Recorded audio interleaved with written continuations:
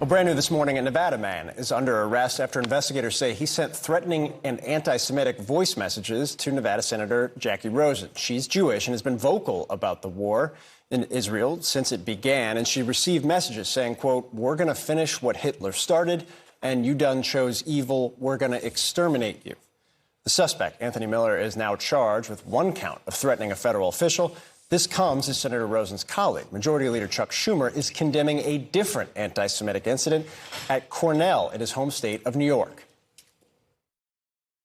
The incident targeting Cornell's Jewish community is utterly revolting, but unfortunately, it was not an isolated occurrence. Across the country, on campuses and public spaces, the ancient poison of anti-Semitism has found new life. Certainly has. Here are just some examples of that anti-Semitism Senator Schumer is referring to from just the past day in Atlanta. An anti-Semitic slogan was projected onto an overpass. In California, a Holocaust survivor's home was vandalized with hateful anti-Semitic graffiti. In Florida, witnesses said 5 people in ski masks shouted, "Kill the Jews," at worshipers leaving temple. Well, we want to bring back Bianca Goldriga now, because this has been something that is obviously ancient poison. I think is probably, when Majority Leader Schumer was talking about it, is certainly accurate, but it's also been rising over the course of the last several years. We can see it in the anti-Semitic events that have taken place that law enforcement talks about. But Bianca, what we've seen in particular on college campuses over the course of the last several weeks, I don't know if there's much precedent for it in recent history. I don't remember seeing anything like this. We surely didn't when we were on college campus. And I mean, shame on these university heads and leadership at these schools from all over the country, because we're seeing these images coming. Why are leaders, school presidents, school boards at these large universities afraid to speak unequivocally about things like this? I don't know. There are plenty of other issues they felt that they can address head on. And yet when it comes to the issue of anti-Semitism, there's always this veiled, well, it's complicated, it's Israel, it's Zionism. No, it is unadulterated anti-Semitism. And when you're speaking out about Hamas murdering not just Israelis, they murdered Jews. You have to just say that outright. That is an issue that's affecting Jews around the world. And now it's created a scenario, and we've talked about it on this show. And God bless the United States of America. And I am so happy to live in the U.S. as a Jew. But to have conversations with family members, with friends, with loved ones, what are you doing? Are you taking your mezuzah down? What are you talking to your college students about? It is unacceptable. Are we kidding ourselves? In 2023, there's no other issue, whether they're social justice movements, anything else, that we've looked forward as progressive citizens of the world that we haven't addressed head on. And yet this is the one issue we keep coming back to that we have to be, sort of equivocal about here. And that there's nothing to hold us back from standing up for the rights of Jews, the rights of Muslims, the rights of all minorities, and say, in this environment, in this day and age, it is unacceptable to be saying death to Jews, death to Israelis, death to Zionism, whatever it is.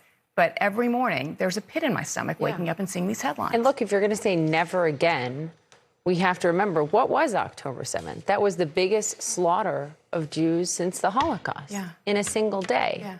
And all of a sudden, there wasn't even a 24-hour period of mourning before it became victim-blaming, two sides to this story. No, it is not difficult for college campus leadership to come out and say what happened on October 7th was a massacre. It was unacceptable. And we will do everything we can to protect our Jewish students just as well as we will protect our Muslim students and every other minorities on our campuses. Bianca, thank you very, very much. And we do want to continue this conversation with the CEO of the American Jewish Committee, Ted Deutch. He is a former Democratic congressman from Florida.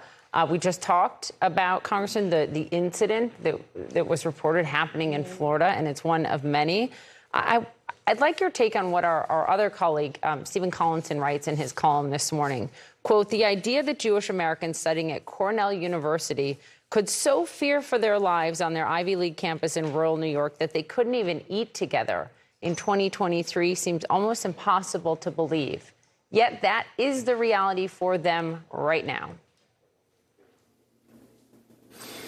It's outrageous.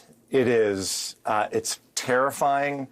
And most of all, it's just unacceptable. You are exactly, your columnist is exactly right.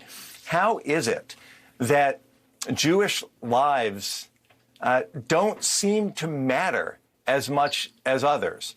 Cornell is one example. Those threats are horrific to see. There's a reason that Jewish students at Cornell were so worried. But look what's happening every place else. Look at Jewish students being barricaded into a library at Cooper Union. Look at Columbia professors justifying what happened on October 7th as a military action. The slaughter of 1,400 people, men, women, children, women raped, bodies desecrated, children burned alive.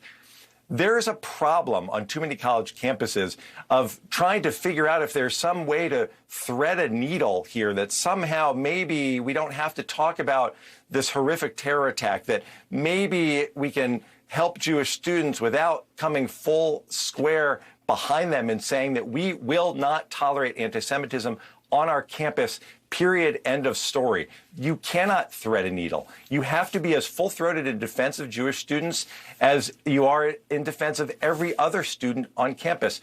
But if I can just explain why this makes so much sense, why when campuses have people protesting, chanting from the river to the sea, which is a chant that envisions Israel without Jews in it, which is Hamas's goal, or intifada, intifada. Well, this century, the second intifada in Israel killed 1,000 civilians with bombings at bus stops, on buses, at cafes, at pizza places. The language, the rhetoric being used in support of Hamas is dangerous and must be called out everywhere, by university presidents, by elected officials, by everyone who understands that we have an obligation not just to protect the Jewish community, but to stand squarely against terrorism, the kind that we experienced in our own country not that long ago, and that we need to stand against wherever it occurs, especially when there are Americans who were killed and Americans who are still being held hostage. We've got to come together on this issue. Former Congressman Ted Deutch, I wish we had more time. We'll have you back soon, and thank you for that. Thank you.